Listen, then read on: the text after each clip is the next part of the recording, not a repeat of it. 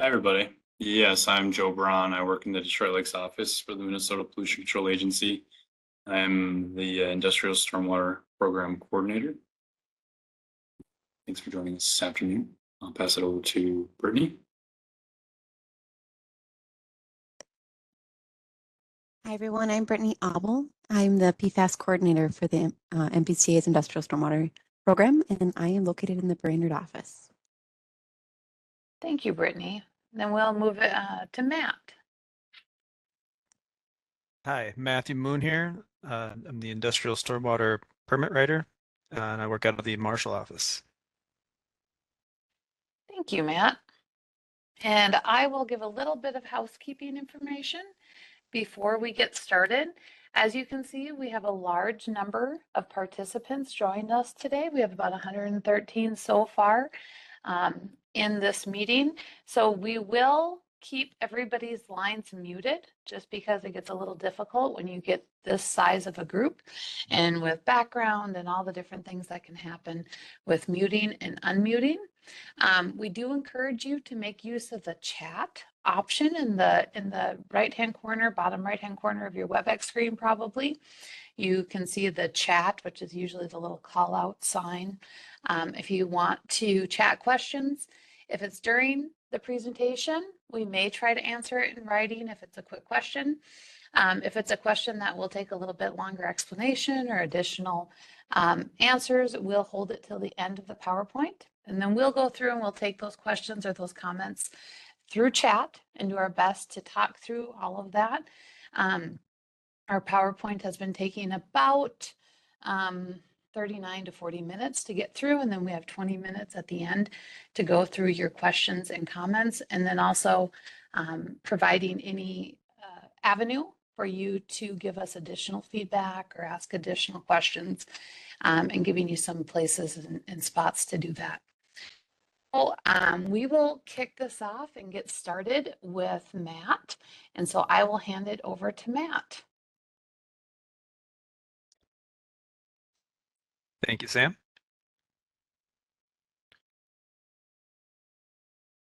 All right, so why are we here? Well, the reason why we're having this meeting today is to go over the changes in the draft 2025 ISW permit. I'm sure as most of you guys, or most of you know, the ISW permit is issued every 5 years. And this is done in order to, make changes and address any kind of emerging concerns or pollutants that might have occurred over those years. There are approximately about 1,500 permittees under the current general permit in Minnesota. And that was issued on April 1st of 2020 and is set to expire of March 31st of next year. The new 2025 to 2030 general stormwater permit is currently in its draft form. And so these are some of the bigger changes that are in the permit that we're going to be going over. First one is PFAS requirements. There'll be some monitoring requirements, things like that. In regards to PFAS, that's kind of the big change that we'll go over first. There's some impaired water benchmark monitoring changes specifically for TSS. And then there's just some other changes, some sector specific. So you can see sector C, chemical and allied products manufacturing, that includes ethanol plants, sector P, transportation, and we are changing or proposing to change our effluent monitoring from 1 to 2 samples annually. And then finally, we've removed iron as a benchmark monitoring parameter. So we'll go over all those. There's a few more changes in there, but those are the main ones. First, we'll talk about PFAS, and our PFAS coordinator, Brittany, will go over this. Thanks, Matt. All right, well, across Minnesota statute and in other states, PFAS is defined as one fully fluorinated carbon atom. It is a broad universe of substances, and it's necessary to ensure we are addressing all PFAS as well as substances that degrade into PFAS. PFAS can be measured in blood of most people in the United States. It can be passed to infants from their mothers, and children's immune systems are most sensitive. Exposure to some PFAS are associated with reproductive issues. They alter thyroid hormones, changes in liver function, and certain types of cancer. Research has found that putting PFAS into products is relatively inexpensive, but the cleanup and remediation of PFAS is extremely expensive. The 2023 through 2024 legislature session passed a bill requiring Minnesota to enact PFAS-related rulemaking. With this, Minnesota has begun to authorize laws, including but not limited to Amara's law, to end the use of avoidable PFAS in Minnesota by 2032. Amara's law is a new Minnesota law named after Amara Strandy. Amara was a 20-year-old woman who grew up in Oakdale, Minnesota, near an industrial disposal site, which received waste that included PFAS from 1945 to 1961. Water testing completed in Oakdale has revealed high concentrations of both PFOS and PFOA. During the 2023 legislature, Amara lobbied for stricter rules and regulations regarding PFAS, and while she lobbied, Amara fought a very rare cancer that strikes just 1 in 5 million Americans between the ages of 15 and 39. Amara died just days before the House passed the bill. From January 1st of 2032, Minnesota's ban on intentionally added PFAS will take effect. Amara's law is not Minnesota's first PFAS use prohibition. Restrictions on PFAS in firefighting foam began in 2020 and in food packaging earlier this year. The MPCA's implementation of Amara's law is starting with interpreting the law, determining what rulemaking we need to do, connecting with partners, setting up systems we'll need, and planning our communications and implementation. Minnesota's PFAS blueprint supports a holistic and systematic approach to addressing PFAS. You can find the blueprint on our website. With the passing of the PFAS bill, the MPCA has begun addressing PFAS before it gets into the system, when it is in the system, and when it has gone through the system with the result of it ending up in the environment. Some things to note: the MPCA's remediation program is the program dealing with PFAS that has already ended up in the environment. It works directly with site facilities that enroll in its program. The MPCA recently published a remediation guidance that it had developed along with significant input from internal and external stakeholders, and that represents the various organizations engaged in addressing PFAS contamination. Guidance is based on currently available scientific data. The MPCA recognizes that knowledge regarding PFAS is evolving, and future versions of this guidance will incorporate emerging science and data. The MPCA's Industrial Stormwater Program, so our program, has included PFAS requirements in its 2025 permit, which we are about to go over in the following slides. Incorporating PFAS requirements into the 2025 permit is part of the process of addressing PFAS before it gets in the system and when it's already in the system. The 2025 Industrial Stormwater Permit contains requirements for the use of PFAS-containing foams, which all permitted facilities must comply with. At this time, PFAS-containing foams, such as those used for firefighting, are still in use at many facilities, and until Minnesota phases it out by law, any use or release of PFAS-containing foam must immediately be reported to the Minnesota duty officer. Permittees must also detail in their spill response plan all actions that will be taken to prevent finished Class B foam and foam containing firefighting runoff water from entering stormwater systems or flowing to surface waters. So there are a few new requirements regarding PFAS to make you aware of. First, the 2025 permit requires all facilities with a primary SIC code listed in Appendix D of the permit to monitor for PFAS and stormwater at each of its areas of concern, which is we are also calling an AOC, and to follow all procedures included in the permit's Part 12. Those SIC codes were converted from the NAICS codes listed in the 2022 monitoring plan, which you can also find on our website. An AOC is defined in the permit as the areas of the facility where the permittee, through an industrial activity, makes, uses, stores, or processes PFAS-containing materials, and or where vents or exhausts are located on buildings that make, use, store, or process PFAS. This definition is stated in Part 13 of the permit. Permittees must develop and implement a PFAS stormwater monitoring plan that has to be maintained in the facility's stormwater pollution prevention plan, or their SWIP, and reviewed and updated annually. An ISW PFAS monitoring plan template, will be available for use on our website. Utilizing the template is not going to be required by the permit, but it's highly recommended as it will cover all items the permit requires be in a facility's industrial stormwater PFAS monitoring plan. The PFAS monitoring plan must include a map that identifies all of the facility's areas of concern boundaries and monitoring locations, and if applicable, drinking water supply management areas, WSMAs, that are within 1 mile of the facility, and any Class 1 waters of the state within 1 mile that receives stormwater discharge from the facility. The plan must also include the identities of facility individuals who are responsible for familiarizing themselves with the EPA's current method of 1633, which is a PFAS analysis method, and conducting the facility's PFAS stormwater monitoring. At least 4 quarters of PFAS stormwater sampling must be completed.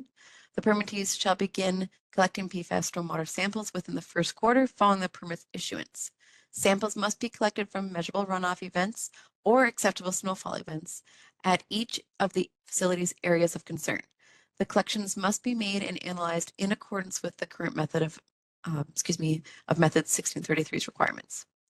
The permittee must submit PFAS monitoring data to the MPCA via e-services no later than the 21st day of the month following a sample quarter.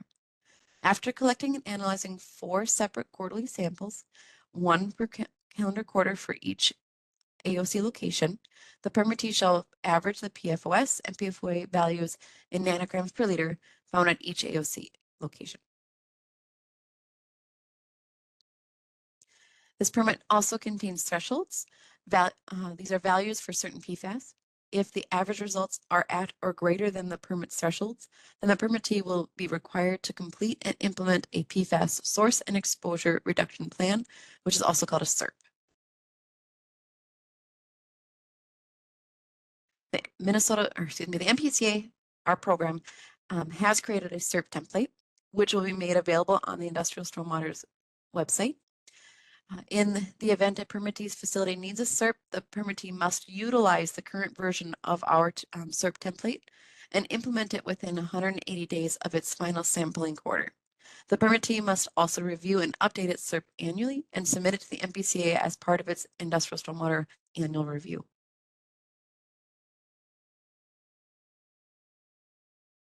Next, we have a policy change regarding no exposure certifications. Currently, there are approximately 555 no exposure certified facilities that are identified as having primary SIC codes associated with PFAS, and this policy change will affect them. Those SIC codes were obtained from the NAICS codes listed in the 2022 PFAS monitoring plan, and they will be listed in Appendix D of the 2025 Industrial Stormwater Permit. The no exposure policy change is supported by Minnesota Rule 7090-3060, which authorizes the commissioner to verify a facility meets the conditions to receive certification of no exposure.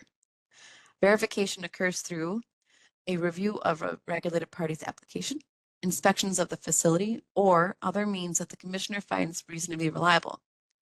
Through legal review, the Industrial Stormwater Program has determined this rule allows for verification before facilities with a primary SIC code associated with PFAS may receive certification of no exposure.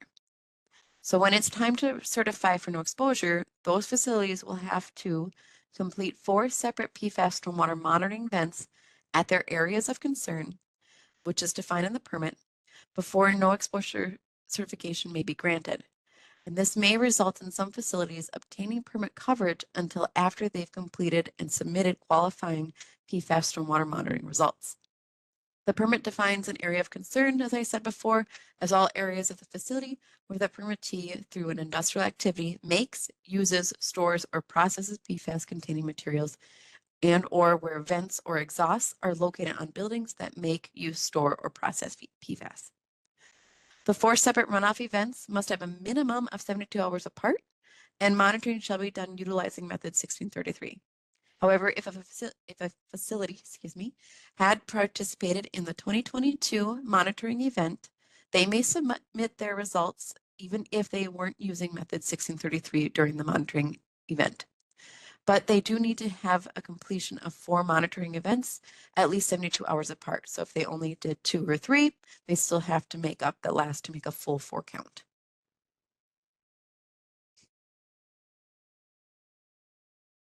Once all 4 monitoring events have been completed, the results will need to be submitted to via e-services, and e-services will average the results of the above PFAS analytes.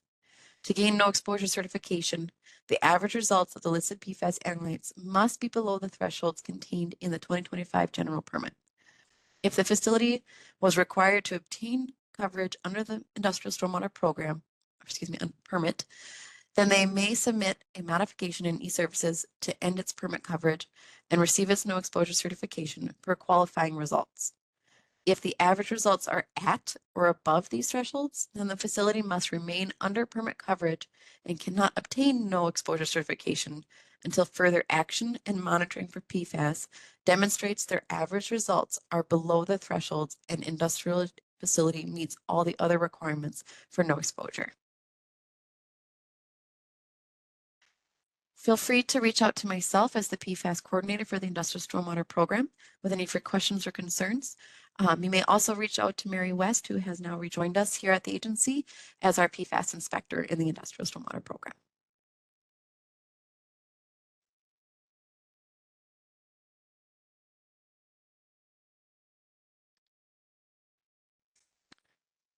All right. So there's a few changes in regards to impaired waters. So I'll be going over those next.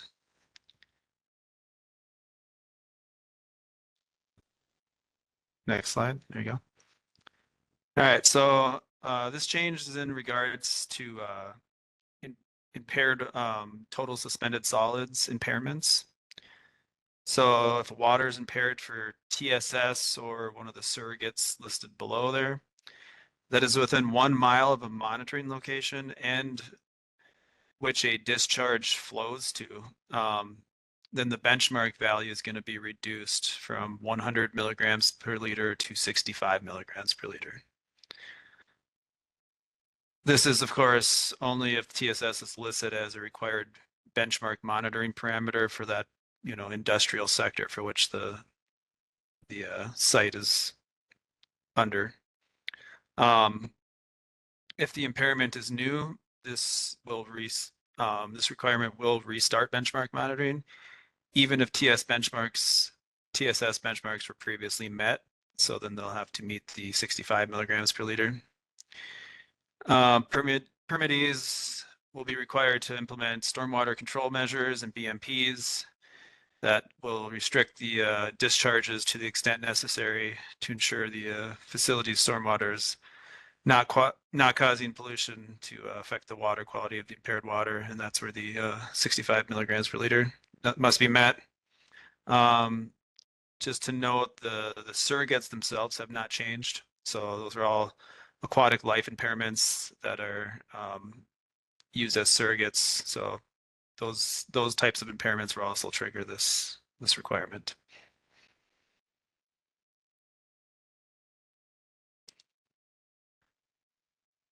So another change to an impaired list here is that nitrate was added as a surrogate for nitrate plus nitrate monitoring. So if nitrate/nitrite is listed in your sector for benchmark monitoring and you discharge to an impairment, then your monitoring may restart. Currently, there is a drinking water standard for nitrate in Minnesota. So any surface waters classified as drinking water sources could potentially, be subject to this, although very few sectors in the permit require nitrate monitoring, so just something to be aware of. And then there's also some changes to the SWIP requirements in regards to impaired waters specifically. So you just have to document these things here, BMPs that are specific to address that impairment. And then any like calculations that go along with that to show the effectiveness of those chosen BMPs. Also a narrative just describing how you will monitor and maintain those BMPs for their long-term effectiveness, just to make sure that they'll continue working as time goes on. So any kind of cleaning or maintenance that goes along with that.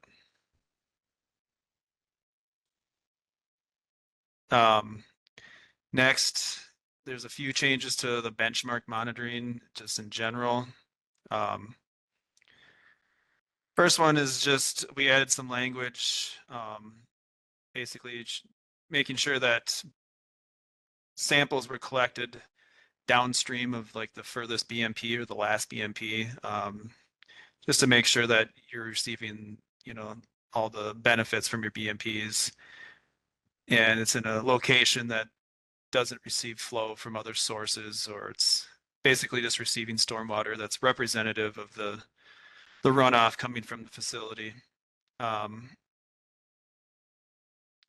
Also, another change, just that benchmark sampling is due the same quarter as an administrative modification was done.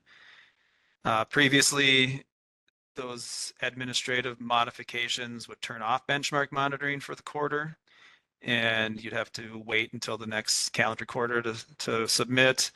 That's been changed, that's been fixed, so you'll be able to basically continue benchmark sampling even if you make an admin mod. Just some examples of what an admin mod includes would be to like update your facility name, change your business description, update contact information, contact names, phone numbers, or like to change the acreage of your industrial facility. Admin mods do include the newly impaired waters, so identifying those, which, like I stated earlier, could restart benchmark monitoring even if you had already previously met those. But the big change there is just that sampling will be due that same quarter that the change was made. We updated our language in regards to sheet flow sampling. Sheet flow sampling was always an option, but we wanted to make sure that you understood that in areas that don't sort of have a way to concentrate stormwater, there's no ditch or something or any kind of area where the water kind of flows to naturally, that you are able to basically create some sort of way for the water to be concentrated and then collected. So some changes there to the language. This is important in areas where there's a lot of impervious areas, stuff like that. So just to be aware of that. We also added a requirement for the permittee to document an explanation in the stormwater monitoring report if they're unable to collect a sample and why. So just some changes there to the benchmark monitoring. The last one here is a requirement that if any single sampling event is 4 times or greater what the benchmark value is, we basically just say that it's the exceedance, because there's really no way to meet that benchmark value by averaging if it's 4 times over out of 4 samples. So basically it'll allow you to start implementing BMPs right away. You won't have to wait, even potentially 3 more quarters to get results when you already know that you're going to exceed. So it's just a way to speed things up and get changes done on the ground that'll help with the bring the pollution values down, bring your samples down. So, and that is it for that. Next, Joe is going to be going over some sector specific requirements, some changes. So we did make some updates to some of the sector specific requirements. Not a lot there, but we did hit on a couple of specific sectors, and I'm going to go over those changes with you. The first sector that we made some changes to were to Sector C facilities. So in the sector specific requirements, we added some language regarding some of the organic materials that are commonly found at some of these sites. So we are talking about things like wet cake, modified wet cake, dried distillers grains, and other similar significant materials. We add language into the permit that those materials need to be stored in a storm-resistant shelter. There needs to be BMPs that are implemented to prevent release by wind, spillage, or tracking. If there are spillage of those materials on site, the expectation is that those will be cleaned up immediately. We also added some additional language for organic materials, products, byproducts, or spilled products, or other significant materials that are tracked off-site. So the facility will be responsible for cleaning those up within 1 day of discovery. And then also with specifically ethanol facilities or similar type of industries with milling practices, those milling areas have a high potential to create exposure of organic material. And so we added language that a weekly inspection of those milling areas will be required with daily cleanup of any spilled product.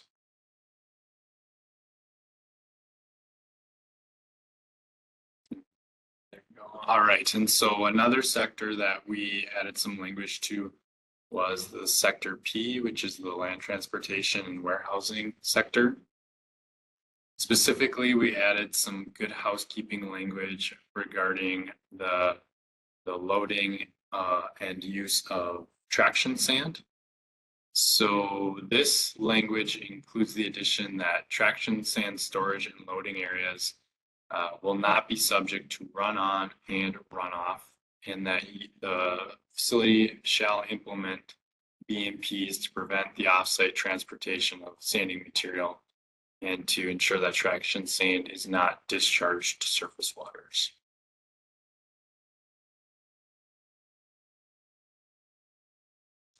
The final addition to sector-specific requirements was within Sector U. We already had existing language in this sector stating that there was a prohibition on stormwater discharges that were commingled with wastewaters or sources of non-stormwater. We specifically called out sugar beet piling sites within this sector. Sugar beet piling sites will not have permit applicability under the 2025 General Stormwater Permit.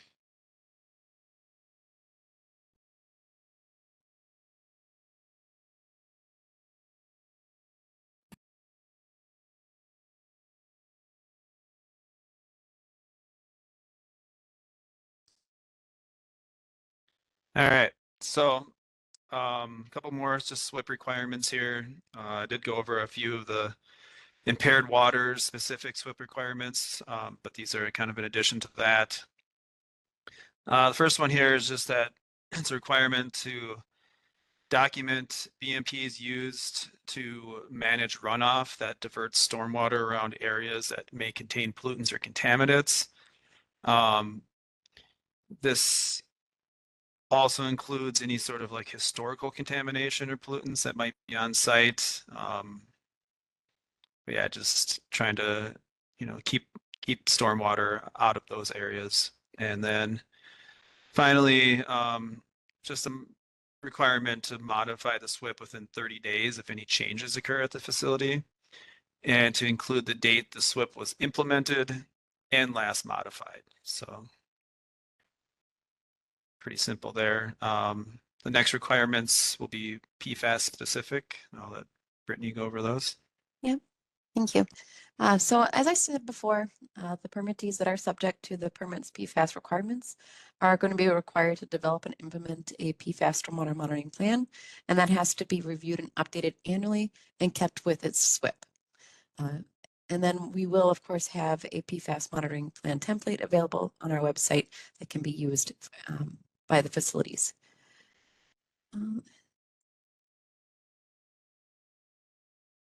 PFAS stormwater monitoring plan itself must include a detailed description of the facility's areas of concern, monitoring locations. Some facilities will have more than one area of concern.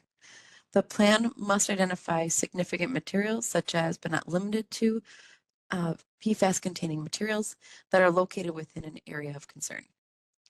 At least one individual must be identified in the plan as the facility's individual responsible for completing the facility's PFAS monitoring, and that individual must be familiar with and conduct the sampling in accordance with the methods described in the current edition of the EPA's method 1633. Finally, the plan must have a map of the facility that includes boundaries of all identified areas of concern, the locations within each of the facility's areas of concern where monitoring samples will be collected. If the facility is within 1 mile of a DWISMA, then the map must identify where the DWISMA is in proximity to the facility. And if the facility discharges to a Class 1 water of the state that's within 1 mile of the facility, then the map must identify where that Class 1 water is in proximity to the facility.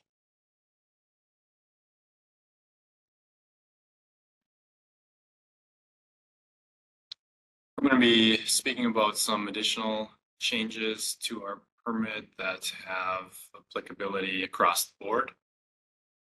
Some of these were touched on earlier, but we'll hit on them just one more time, and if there's questions, throw them in the chat and we'll get to them shortly. One of the updates that we have included in the next issuance of the permit is the iron benchmark has been removed.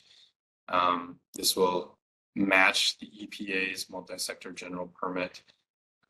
Iron, recent research has shown that there's no acute toxicity for iron, so that is being removed off of our benchmark parameter monitoring requirements. Additionally, we do have an increase in the frequency for monitoring of effluent limited parameters. Currently in the permit, we do have a frequency of 1 time per year, and we are increasing that to 2 times per year for effluent limits only. Management of runoff, we have a couple of updates. If you have an area of stormwater, if you have a stormwater outlet, we do require that you have some type of erosion protection in those areas. This could be riprap or vegetation or some other type of energy dissipating device that will prevent the erosion in those discharge areas offsite. We also included some language in the permit that stormwater shall be diverted away from known areas of contamination on your site. So if you have a known area where you've had a historical event of a spill where you have continued contamination, we will ask that you divert your stormwater away from that area.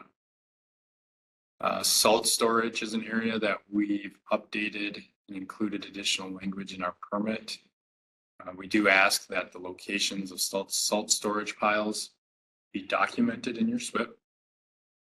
We ask that you implement best management practices to reduce salt exposure during the loading and unloading activities. And then we also add language that says that salt piles shall be covered or otherwise within a storm-resistant shelter. This language is similar to language we already had in the 2020 permit, but just changes the language a little bit so the expectations are more clear on what we're trying to get at.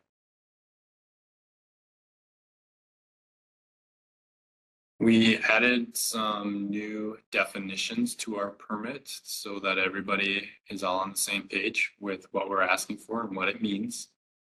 Some of those new definitions include what a benchmark value is. We also included the definition for an effluent limit. Measurable runoff event is now defined. And then area of concern in relation to our PFAS requirements is now defined in the permit as well.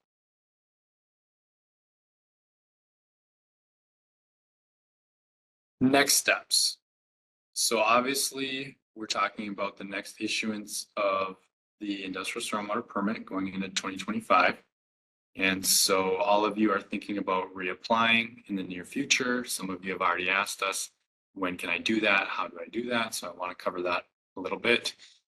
Currently, all of the changes that are happening to the draft permit have effects on how the e-services permitting service works. So we have to kind of connect the dots between the permit and the application service. So until the application service in e-services is ready to go, we're telling all of our permittees and no exposure facilities to not reapply.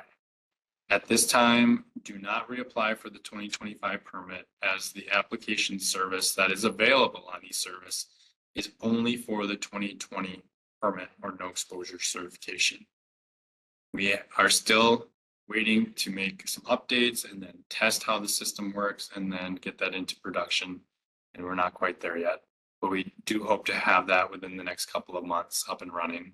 So until then, you do not need to submit anything to us regarding a notice of intent to reapply or a coverage statement. You just need to wait. As that service becomes available, we will try to communicate that. We will do that through our Industrial Stormwater newsletter, through our website, and by direct emails to our permittees. With that said, sometimes our emails get bounced. So I would say just try to stay connected to us through our website and by subscribing to that Industrial Stormwater newsletter. Next slide. As was discussed earlier today, this is an opportunity for you to learn about the proposals in the 2025 permit and to ask some clarifying questions or share some thoughts today. The formal public comment period will be coming later. Once we have the draft permit out on public notice, that will be the time. If you still have questions or want to submit a comment, that will be the time to submit those formal comments. Today, we are just trying to answer questions and clarify things, but the formal public comment period we're expecting to occur in late 2024 or early 2025. That will be communicated through our normal NPCA channels, as well as our website, and then also through our Industrial Stormwater newsletter subscriber list. So you can just be aware of that and be looking for that in the near future.